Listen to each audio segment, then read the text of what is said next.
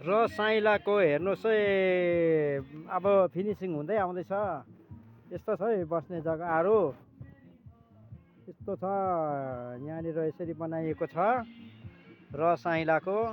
ल आउनुहोस् है, कसलाई इच्छुक भएको मान्छेहरू चाहिँ आउनु सक्नुहुन्छ है। यहाँनिर चाहिँ अर्ग्यानिक पाइन्छ, कुखुराको वाचिपा, ढुङ्ग्रो सेकुवा पनि पाइन्छ, सुँगुर, बिफ, बफ। यहाँनिर यस्तै बनाइएको छ। यो भर्खर फिनिसिङ हुँदैछ, भोलिसम्म हुन्छ फिनिसिङ। यो यहाँ 1 नम्बर हो। यहाँबाट गएर फेरि यतापट्टिको 2 नम्बर, 2 नम्बरदेखि 3 नम्बर यहाँ छ। यहाँबाट चाहिँ बाहिर निक्लिने गेट यो हो। यो माथिल्लोपट्टि चाहिँ बनिँदैछ, यसमा लाइट लगाएको छैन। यो चाहिँ भुइँमा बसेर खाने जग्गा हो है। यतापट्टि यो किचन बनिँदैछ।